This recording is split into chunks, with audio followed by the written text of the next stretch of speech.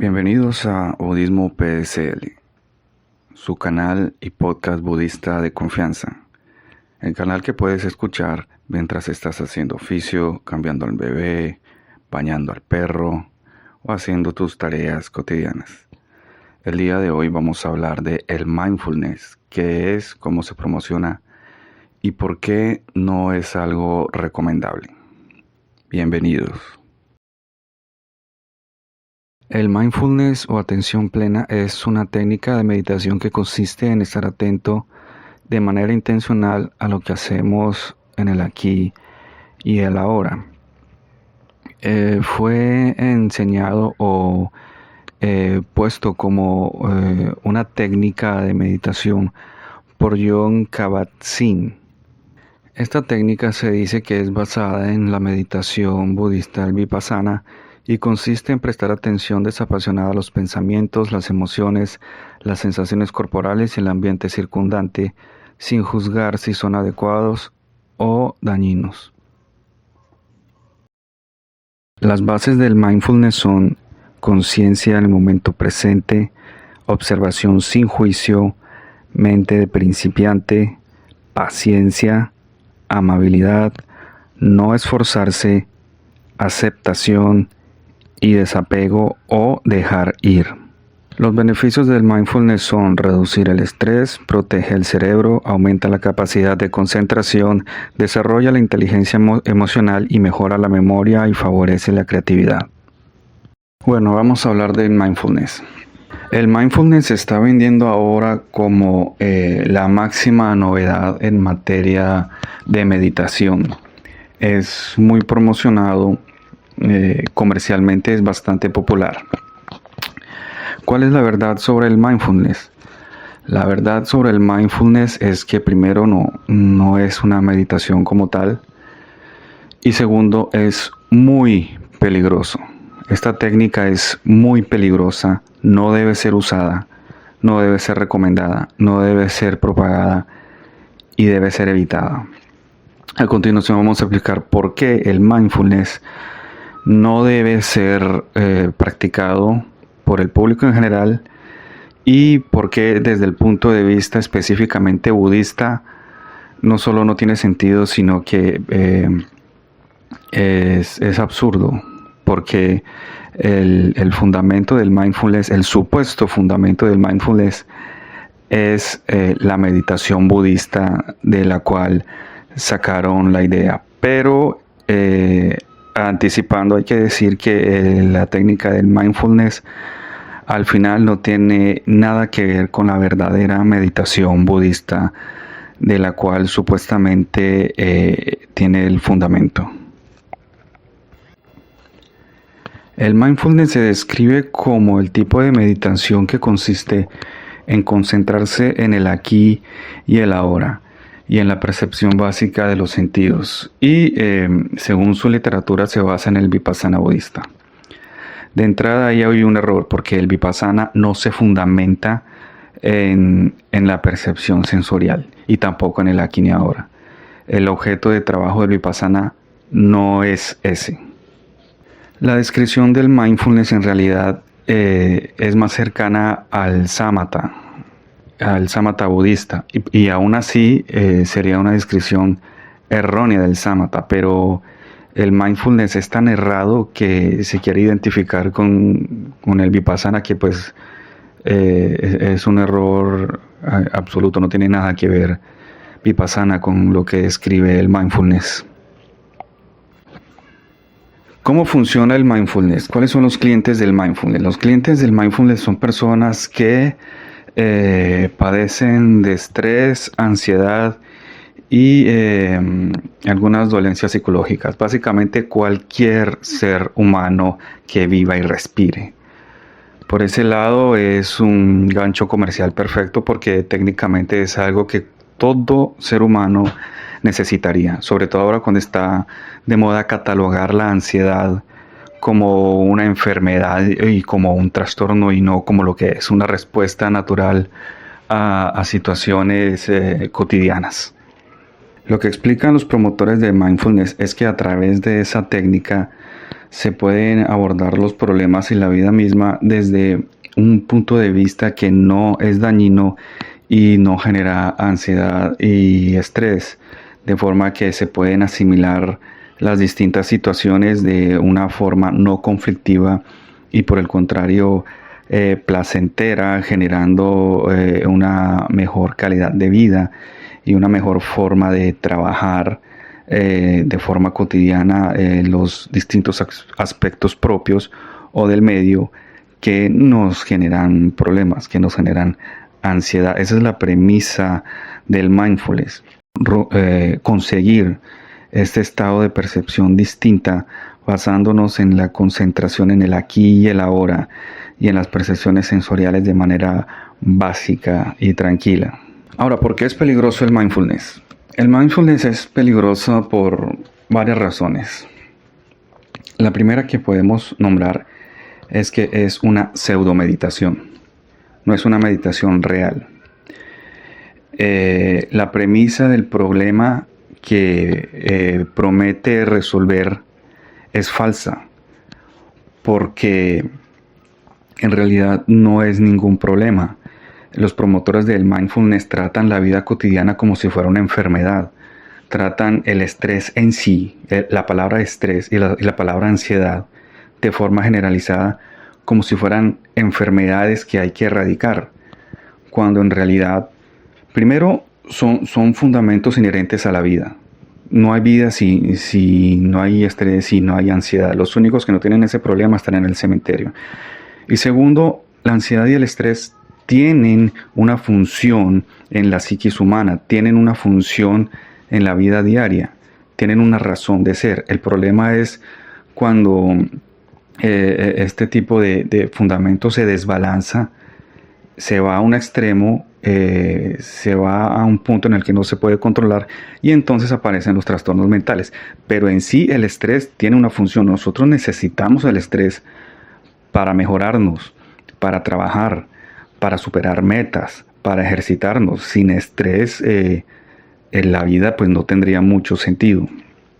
Y el mindfulness vende el estrés en sí, el solo concepto, como algo contra lo cual hay que luchar y algo que hay que apagar en la mente, lo cual es un error, porque el estrés es una alarma que nos previene de algunos peligros y el mindfulness tiene como consecuencia consciente por parte de estas personas, apagar estas alarmas que son necesarias, con el objetivo de generar unas necesidades que ellos nos venden después de crearlas y de poner a sus clientes en una situación muy peligrosa en términos de salud mental. En pocas palabras, hace que los practicantes del mindfulness sean psicológicamente vulnerables. Otro peligro fundamental del mindfulness es que desvirtúa la realidad. Y eso es algo sobre lo que el Buda advierte constantemente. Nosotros tenemos que estar totalmente conscientes de la realidad. El Buda nos mostró ese camino. El mindfulness va en dirección contraria. Anular los problemas o el estrés o la ansiedad con esta técnica nos quita de la realidad en sentido práctico, nos eleva un poquito los pies de la tierra y nos pone en una situación no en la que estamos, sino en la que quisiéramos estar mentalmente. Y eso, tarde o temprano, desemboca en problemas serios, porque cuando uno evade la realidad, esto puede funcionar por un momento, pero tarde o temprano la realidad se manifiesta y psicológicamente uno se va a tener que enfrentar a ese lapso de tiempo en el que se la pasó negando la realidad. Esto pasa con las adicciones, con las drogas, con el alcohol, con las relaciones indebidas. Pasa con todos los mecanismos de defensa que usamos para evadir la realidad. El mindfulness sintetiza esta modalidad de defensa y por eso puede ser generador de problemas muy graves. El mindfulness promocionado por este señor Jon Kabat-Zinn en realidad no es nuevo, ya se había hablado de eso con anterioridad. En la modalidad de marketing de este mindfulness fue sacada del budismo, principalmente de las enseñanzas del maestro Thich Nhat Hanh. El maestro Thich Nhat Hanh fue un gran maestro del Zen que se dedicó a enseñar a los practicantes occidentales. El maestro Han le llevó la meditación budista a muchas personas en Occidente. Y de esta enseñanza de la meditación budista sacaron esta tergiversación a la que comercializaron como mindfulness. Uno de los posibles motivos es que seguramente por razones pedagógicas, y esa es una de las características de los maestros que se han dedicado a enseñar en Occidente, que por algo son maestros y se preocupan por enseñarnos el Dharma de formas que nosotros los podamos asimilar mejor. El maestro optó por no usar mucho la palabra meditation, sino que prefería usar el término atención plena, mindfulness. Entonces el maestro Han prefería enseñarlo así, no decía meditación, sino que me decía mindfulness. Así nos lo enseñó acá en este lado en Occidente, sobre todo en Estados Unidos. Entonces fue más fácil sacar esta técnica de su contexto religioso budista y enmarcarla dentro de un contexto comercial, como es propio de la cultura norteamericana. Ese fue el inicio del mindfulness como lo conocemos. Al sacar la meditación de su contexto budista, utilizando este gancho dialéctico, esta muletilla dialéctica, atención plena, mindfulness, se le retiró todo fundamento y aspecto religioso al ejercicio de la meditación. Se le quitó todo rastro de budismo. Y el resultado fue, obviamente, una práctica no budista y por lo tanto peligrosa. El primer fundamento y más importante del mindfulness es conciencia del momento presente. Es decir, vivir plenamente en el aquí y en el ahora. En el budismo, esto es la preparación para un paso posterior en el estado mental. Para el mindfulness, esto es todo. Es como un primer escalón en el que se estaciona y no se avanza. Y no solo no se avanza, sino que hay como un estancamiento. Quedarse únicamente en el aquí y el ahora, sin más propósito o sin más objetivo que el aquí y el ahora, es una redundancia que alenta la mente. Porque, bueno, sí, después de quedarse en el aquí y el ahora, ¿qué? Y aquí es cuando se complementa la técnica del mindfulness con otra técnica psicológica peligrosa con la que vamos a hablar después, que es la complementación del mindfulness con la psicología positiva, lo cual es la cereza del postre. Por ahora vamos por los puntos. Primero, concentrarse en el aquí y el ahora, que por sí solo y sin otro fundamento psicológico u otro tipo de técnica, tiene un efecto de dopaje, tiene un efecto de ralentizar la mente. Es como un estado de quietud, pero no que tiende a la serenidad, sino a la relajación, porque todo el mindfulness apunta hacia la relajación y el solo bienestar, y ya eso es una pista de que lo que estamos haciendo no es muy productivo, porque si todo lo que hacemos tiene como único objetivo el bienestar y las sensaciones agradables, ese es el camino que lleva a las ilusiones. Entonces, El primer paso de el aquí y el ahora, que engloba toda la técnica, es este estado básico del que no se mueve ni se aprovecha nada más porque no tiene nada más que ofrecer. Posteriormente se nombra la observación sin juicio, que es observar tus pensamientos y emociones sin calificarlos. En la meditación sámata se hace algo parecido, pero a diferencia de aquí, se observan los pensamientos. En sámata no se observan los pensamientos porque los pensamientos surgen de forma descontrolada. Y en la meditación budista lo que estamos haciendo es tratar de controlar los pensamientos que se disparan de forma automática e impiden la concentración de la mente. Aquí es distinto. Aquí la orden es observarlos sin juzgarlos y sin darles una connotación calificativa, positiva o negativa. Y esto es sumamente peligroso, porque esta práctica de observar sin juicio nos pone en un riesgo muy grande de manipulación, que es a lo que estoy apuntando, que es el riesgo real del mindfulness, aparte de la creación de trastornos mentales. Entonces, el segundo punto del mindfulness es observar sin juicio, lo cual es peligrosísimo. Posteriormente tenemos la mente de principiante, que es enfocarla con curiosidad, como si fuera tu primera experiencia. Esto es algo básico, algo simple sin mucho contenido.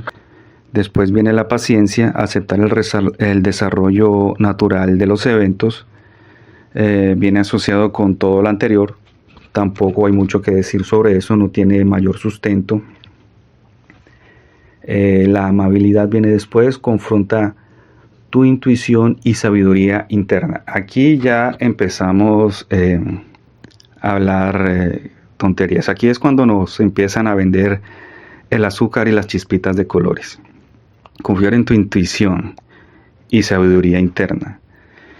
Y con esto estamos hablando de la necesidad de los promotores del mindfulness de quitarle todo fundamento budista, es decir, todo fundamento ético, moral, todo fundamento de sabiduría, todo fundamento de realidad. Y es cuando nos empiezan a vender lo que nos venden en todas partes y a toda hora, que es que tú eres especial y que lo especial viene de adentro, que se puede traducir en tú puedes pensar lo que te dé la gana y estás bien porque tú lo hiciste. Es decir, nos empiezan a hacer la soboterapia para que nos creamos dioses y ya sabemos en dónde termina eso, en un agrandamiento del ego, que es precisamente lo que el Buda nos advierte a toda hora. Cuidado con el ego, disminuye el yo. Todos estos productos psicológicos tienden a lo contrario, a fortalecer y solidificar el ego. El siguiente punto es interesante, dice no esforzarse, deja que las cosas sucedan sin forzar resultados. Otra vez, algo totalmente contrario a la meditación budista, en la cual sí hay que esforzarse y bastante. La meditación budista no es un spa. Este tipo de productos tiene esa connotación de spa, connotación de hotel 5 estrellas psicológico. Esto genera debilidad en la mente. Todo lo que estamos hablando genera un estado de debilidad. Posteriormente viene aceptación. Reconoce y acepta la realidad tal y como es. En realidad se está haciendo lo contrario. En realidad no se está aceptando la realidad. Se está creando una nueva realidad, la cual es agradable y conveniente al consumidor. Y por último viene el desapego o dejar ir, que es liberar el apego a pensamientos y emociones. Lo que el mindfulness hace no es generar desapego. La técnica del mindfulness lo que en realidad está haciendo es evasión. Están evadiendo emociones negativas. A lo que le llaman dejar ir es no enfrentar los problemas, lo cual es literalmente la contravía de la meditación budista y de las enseñanzas budistas. El Buda nos enseña a abrir los ojos y a enfrentar los problemas y nos da las herramientas para hacerlo. Lo que el mindfulness hace es, primero, este cuento viejo de que la sabiduría está dentro de ti, la intuición y todo eso, y después niega los problemas que tenemos y las realidades a las cuales nos enfrentamos. Entonces, yendo al punto, ¿cuál es el peligro del mindfulness? El mindfulness tiene la capacidad de hacernos entrar en partes profundas de nuestra mente, acercarnos a partes inconscientes de la mente, sin una vía segura, sin un fundamento seguro. En el budismo tenemos las condiciones de seguridad totales para hacer esto. Tenemos la guía del Dhamma, tenemos la guía del Buda, tenemos a los monjes. Aquí se enseña una técnica en la que uno corre el riesgo de irse a unas profundidades mentales a ciegas, como bajar a un sótano a ciegas con la luz apagada y que uno no sabe qué hay ahí abajo. Al contrario, en el budismo nosotros prendemos la luz y bajamos con lámparas con una persona que sabe qué hacer con lo que hay ahí y con una total seguridad de que tenemos que trabajar las cosas con esfuerzo. Aquí no, aquí todo es placer, todo es tranquilidad, pero el riesgo de ir a indagar en nuestra mente sin saber cómo, sin tener un objetivo y sin saber qué hay ahí, porque uno no sabe qué es lo que tiene ahí, es lo que genera unos riesgos de desencadenar unas cuestiones que no tenemos resueltas y de generar unos desequilibrios que pueden terminar en trastornos mentales. Entonces es una técnica que no se recomienda. En vez de hacer eso, uno aprende y practica meditación budista o efectivamente uno va y busca asesoría en salud mental, busca terapia psicológica, una sesión terapéutica con un psicólogo profesional o un psiquiatra, solamente por salud mental. Esta técnica tiene ese peligro y eso genera un vacío. Esta técnica tiene este otro problema. Genera un vacío porque te dicen que te concentres en el aquí y en el ahora y que te enfoques en las percepciones sensoriales. Eso en principio tiene sentido. Ya dije, parece meditación budista, parece samatha, pero no lo es. Y como no tiene ningún otro fundamento, después de que la mente llega a ese relativo estado de tranquilidad, no sabe qué hacer, la mente se sigue moviendo, se genera como una especie de vacío existencial que algunos practicantes de esta meditación han reportado. Ahí ya se empezaron a ver casos de problemas mentales debido a esto. Entonces es cuando viene la cerecita del pastel. Arreglar el problema con otro problema que también es una estrategia de marketing. Y entonces es cuando le agregan la llamada psicología positiva. La psicología positiva, según describen, se centra en el estudio de cualidades positivas y en cómo desarrollarlas, porque no solo ayuda a vivir una vida más satisfactoria, sino también a prevenir patologías que se producen cuando la vida está vacía o parece no tener sentido. Así pues, se dedica al estudio científico de aquello que hace que las personas o comunidades prosperen saludablemente y lleven lo que podemos llamar una buena vida. Esta descripción de la psicología positiva es lo que podemos llamar pseudociencia, pseudopsicología. No hay absolutamente nada en las ciencias psicológicas que avale o de alguna manera afirme este marketing de la psicología positiva. Y la psicología positiva es otro peligro para la salud mental bastante grave.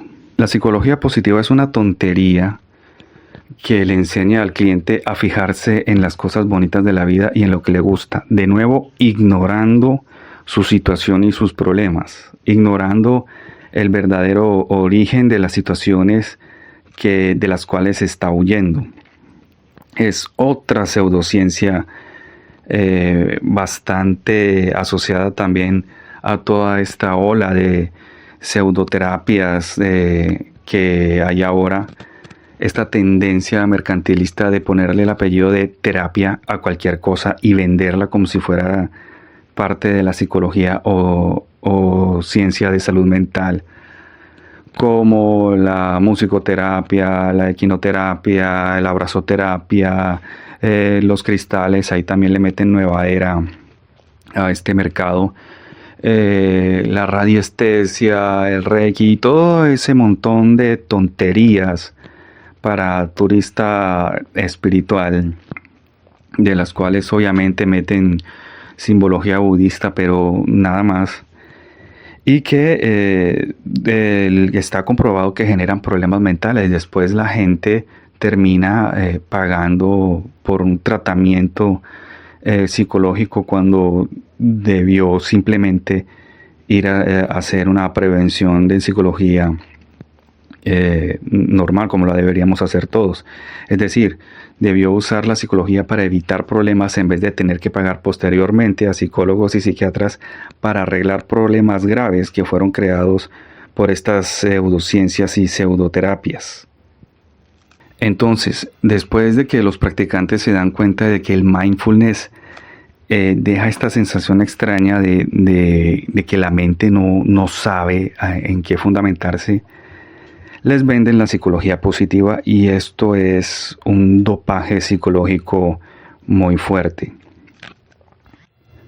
Entonces, el mindfulness lo que hace es acceder a partes de la mente a ciegas, peligrosísimo, fundamentándose en una técnica de evasión.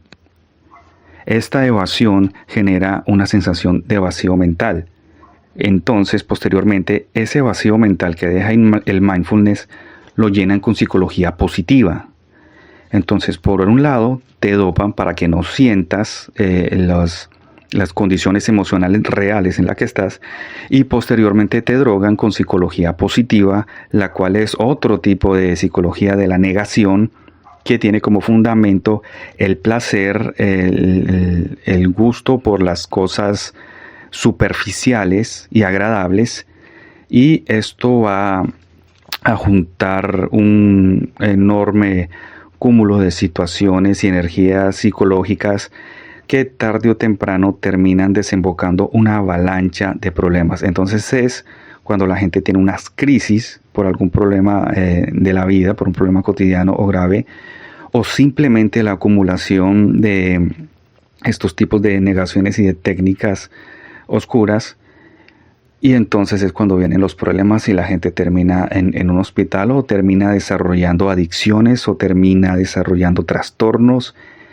y las personas que le vendieron toda esta basura al usuario obviamente no se van a aparecer cuando el paciente se quiebra debido a estas técnicas malsanas. Uno de los peligros latentes más graves y más grandes del mindfulness es que pone a los usuarios en una vulnerabilidad mental enorme. Y la consecuencia más terrible de esto es que los deja en un estado muy abierto a la manipulación mental, a ser manipulados por un líder. Y obviamente esto tiene usos más allá de lo social, esto tiene usos en lo comercial. El mindfulness está muy de moda en el sector empresarial. Ya hay empresas que están apartando sesiones de mindfulness con un coach. Ya después de que te digan la palabra coach, ya tienes que prender alarmas. Y entonces hacen estas sesiones de meditación grupal. El mindfulness, vamos a relajarnos, a concentrarnos en el aquí y el ahora, en la respiración, Estas sesiones de mindfulness enfocadas en lo empresarial están diseñadas para mejorar la experiencia del trabajador en su lugar de trabajo y en su actividad. ¿Cuál es el problema con esto? Que cuando al trabajador le cambian la percepción de su trabajo, lo dopan y lo drogan con estas técnicas, pierde algo que en la práctica del budismo se afianza, se fortalece y se procura generar siempre. Y esto es el sentido común, el sentido crítico. Al Buda se le llamaba el despierto precisamente por eso. Buda no era un dopado que mantenía con los ojos cerrados, pasándola bien y tratando de sentir placer a toda hora. Lo contrario, el fundamento del Buda era la cuestión del sufrimiento de manera despierta. Y esta gente la entrenan para lo contrario. Entonces vienen los problemas. Porque lo que están haciendo estas empresas es manipulando a sus trabajadores para que ellos mismos se sugestionen en sus lugares de trabajo y no critiquen las condiciones de trabajo dentro de las cuales están laborando. Si esto se ejecuta con éxito, los empleadores tienen carta abierta para presionar un poco más o para cambiar un poco más las condiciones de trabajo a su favor y decirle a los trabajadores cuando sientan que algo no está bien, es tu percepción. Tienes que cambiar la manera en que ves el trabajo. Tienes que cambiar la manera en que ves las cosas. Esto no es una crisis, es una oportunidad. Simplemente siéntate, medita en el aquí y el ahora. Si no arreglas el problema eres tú. O sea, la culpa es tuya. Esa es otra cosa que le dicen. Si no logras sentirte mejor es porque no lo estás haciendo bien, no te estás esforzando lo suficiente. Siéntate, medita, relájate y continúa. Y de esta manera pueden explotar a personas, colocarlas en condiciones de trabajo injustas y nadie dice nada porque todo el mundo está pensando que los problemas están en la mente, que el estrés y la ansiedad se pueden manejar así pensando en el aquí y el ahora y que las cosas desagradables en la vida se pueden vencer concentrándose nomás en la respiración y en las sensaciones de la percepción. Paradójicamente, estos peligros que le achacan que ahora sabemos que genera el mindfulness, se le han achacado tradicionalmente al budismo. Más de una vez he escuchado que gente externa al budismo y contraria al budismo critica al budismo diciendo precisamente que es una forma de manipulación mental y que hace que la gente se vuelva tonta y mentalmente maleable, lo cual ya vimos es lo contrario.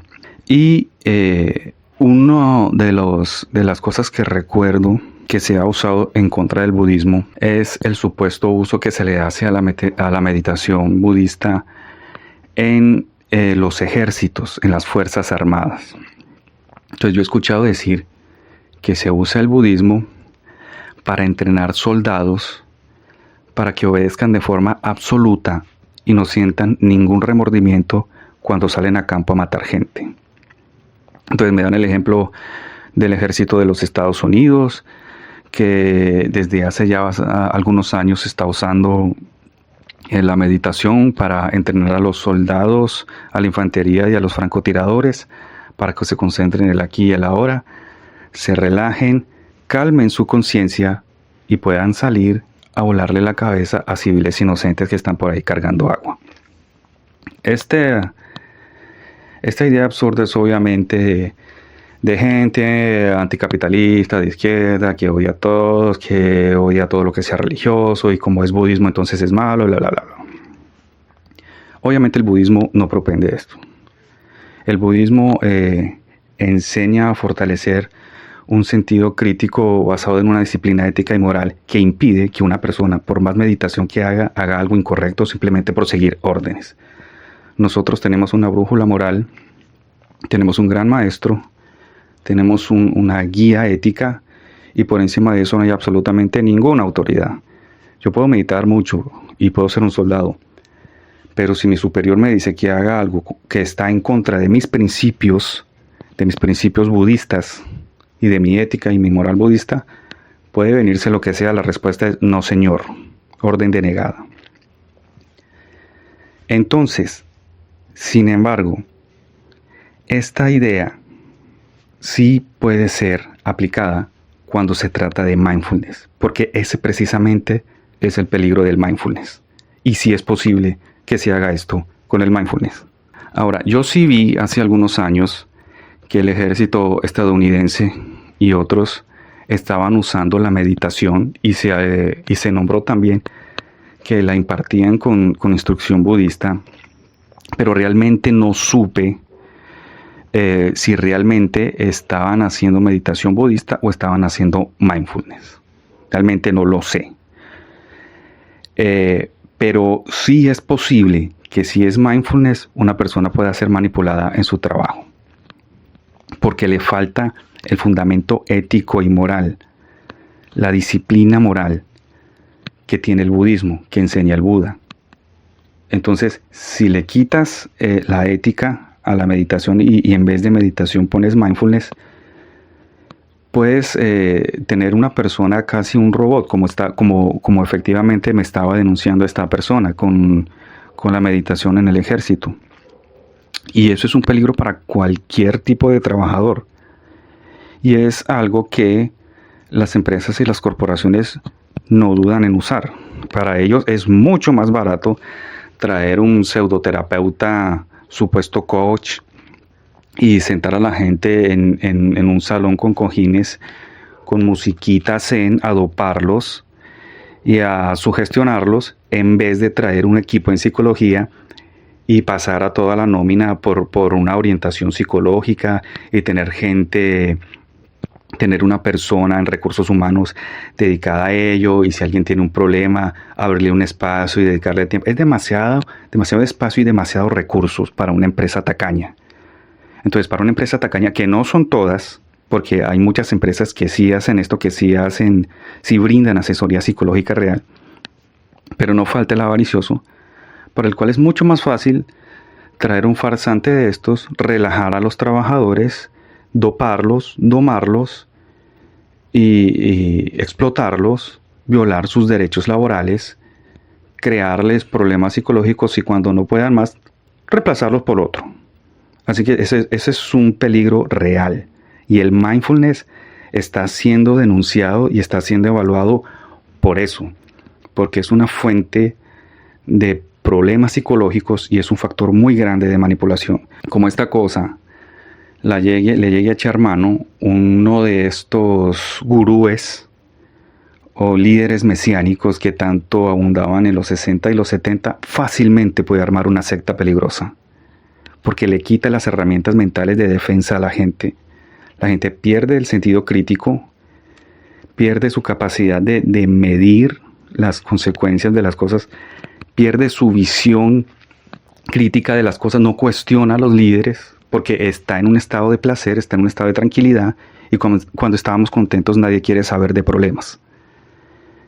Entonces, por donde se lo vea, el mindfulness, aclarado, no es meditación budista, no tiene nada que ver con meditación budista y es peligroso, es fuente de problemas psicológicos. Por lo tanto, no debe promocionarse y nunca debe practicarse.